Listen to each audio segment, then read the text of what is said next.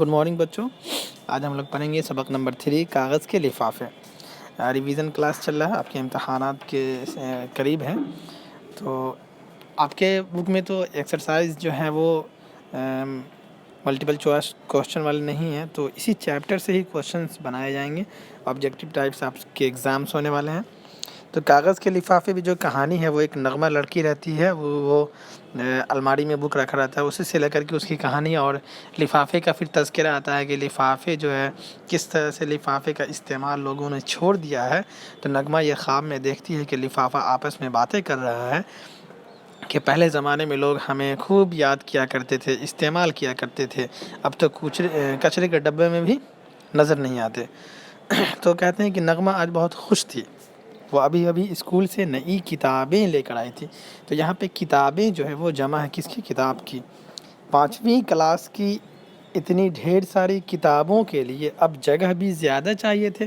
اب جب کہ وہ کلاس اسٹینڈرڈ 4 سے اسٹینڈرڈ 5 میں چلی گئی تو اس سے کچھ بکس زیادہ بڑھ گئے اور زیادہ وزن کے ہو گئے, تو اسی لیے اسپیس زیادہ چاہیے تھے, جگہ اس کو زیادہ ضرورت تھی. الماری کا اوپر والا خانہ یعنی الماری کا اوپری جو حصہ تھا, جب المیرا کو آپ دیکھیں گے جو الماری ہوتے ہیں, گودریج ہوتے ہیں, اس میں کئی خانہ بنا ہوتا ہے. تو کہتے ہیں اوپر والا خانہ خالی کرنا پڑے گا. اپنی کتاب کو رکھنے کے لیے نغمہ کو اوپر والے خانے کو حصے کو خالی کرنا پڑا. اس میں کاغذ کے ڈھیر سارے لفافے وغیرہ پڑے ہیں. لفافوں کے اوپر دھول کی تہ جمی ہوئی تھی, یعنی جو لفافے رکھے ہوئے تھے اس میں بہت سارے گرد و غبار بھرے ہوئے تھے. نغمہ نے لفافوں کو اٹھا کر کوڑے کی ٹوکری میں ڈال دیا اور الماری کو اچھی طرح صاف کیا. اب یہاں پہ ایک سوالات آپ سے پوچھ سکتے ہیں اس پیراگراف سے کہ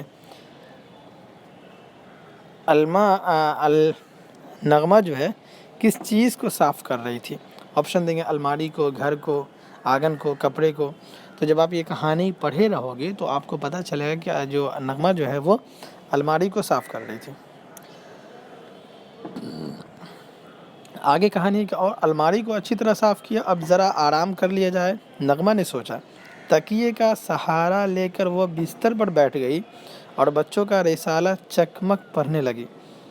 پڑھتے پڑھتے کب اس کی آنکھ لگ گئی اسے پتہ ہی نہیں چلا. کبھی کبھی ہوتا ہے جب آپ تھکے رہتے ہو, جب اسکول سے جاتے ہو یا پھر شام میں جب آپ بک کا اسٹڈی کرتے رہتے ہو تو خود بخود نیندیں آ جاتی ہیں. کہتے ہیں کہ سوتے سوتے اس نے ایک عجیب و غریب خواب دیکھا. یہاں پہ عجیب و غریب یہ ایک دوسرے کا مترادف ہے, عجیب و غریب. جو لفافے اس نے کوڑے میں بیکار سمجھ کر پھینک دیے تھے وہ فرش پر سر جوڑ کر بیٹھے ہوئے تھے. فرش کہتے ہیں زمین, یعنی زمین پر ہاتھ جوڑ کر بیٹھے ہوئے تھے اور آپس میں کچھ باتیں کر رہے تھے. نغمہ کان لگا کر ان کی باتیں سننے لگی. یہ سب خواب میں وہ دیکھ رہی ہے کہ ایسا ہو رہا ہے. ایک لفافہ بولا, اب کسی کو ہماری پرواہ نہیں ہے, ہماری چنتا فکر نہیں ہے. ایک زمانہ تھا جب نغمہ کے ممی پاپا ہمیں کتنا سنبھال کر رکھتے تھے اور ضرورت پڑنے پر استعمال کرتے تھے. پہلے زمانے میں بچوں لفافوں کا ہی استعمال ہوتا تھا. پہلے زمانے میں لوگ پلاستین پلاسٹک وغیرہ نہیں ہوا کرتا تھا. لوگ جو ہے آٹا چاول لانے میں بھی وہ کاغذ کے بنے ہوئے ہوتے تھے, اسی میں وہ سامان دیا کرتے تھے. دوسرے لفافے نے کہا, لیکن اب کب سے ہم لوگ الماری پر پڑے پڑے دھول کھا رہے تھے اور آج نغمہ نے ہمیں وہاں سے اٹھایا بھی تو سیدھے کی ٹوکری کے حوالے کر دیا. بڑے لفافے نے کہا, اب تو پلاسٹک کا زمانہ ہے بھائی.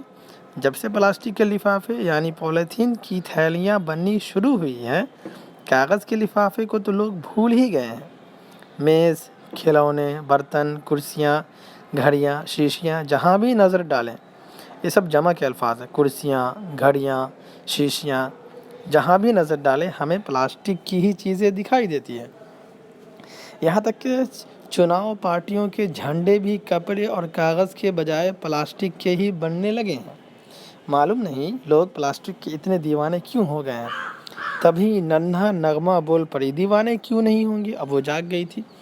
کہتے ہیں پلاسٹک کے اتنے فائدے جو ہیں, پلاسٹک کی چیزیں رنگ برنگی اور خوبصورت ہوتی ہے, وہ چینی کے برتن کی طرح جلدی ٹوٹتی نہیں ہے, کاغذ کی طرح پانی میں گلتی نہیں ہے, اور فولاد اور لکڑی جتنی مہنگی نہیں ہوتی.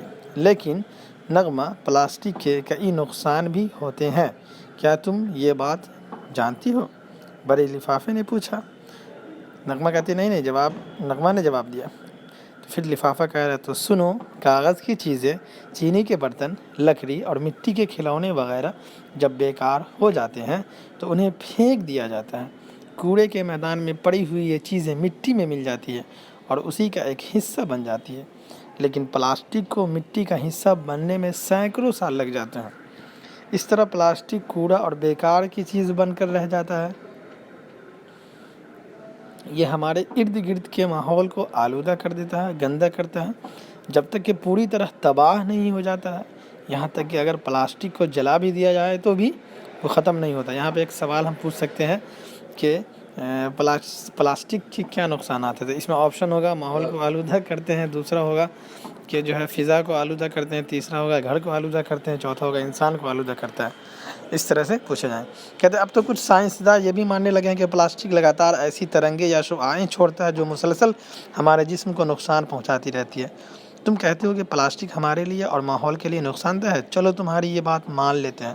پھر بھی ایک مشکل تو ہے، اگر ہم پلاسٹک کے لفافوں کو چھوڑ کر صرف تمہارا استعمال کریں، یعنی لفافے کا استعمال شروع کر دیں، تو خوب سارا کاغذ خرچ ہوگا اور اتنا کاغذ بنانے کے لیے ہمیں بہت زیادہ درخت کاٹنے پڑیں گے، پر ماحول آلودہ نہیں ہوگا کیا؟ نغمہ نے دلیل دی۔ اب بڑا لفافہ کہتا ہے، کیا کہتا ہے بڑا لفافہ؟ وہ ذرا سنیے آپ۔ وہ کہتا ہے کہ اپنی ضرورتوں کو پورا کرنے کے لیے لکڑی کا استعمال کرنے میں کوئی برائی نہیں ہے دوست۔ ہاں، کسی چیز کی بربادی اور پھر اس کے لیے درختوں کی اندھا دھند کٹائی سراسر غلط ہے۔ گاندھی جی نے بھی تو کہا تھا کہ یعنی قدرت سب لوگوں کی ضرورتوں کو تو پورا کر سکتی ہے لیکن کسی ایک شخص کے بھی لالچ کو پورا نہیں کر سکتی۔ اگر ہم کاغذ کا استعمال کفایت شعاری سے کریں، بچ بچاؤ کر کے فضول خرچی نہ کرتے ہوئے کریں، تو زیادہ پیڑ نہیں کاٹنے پڑیں۔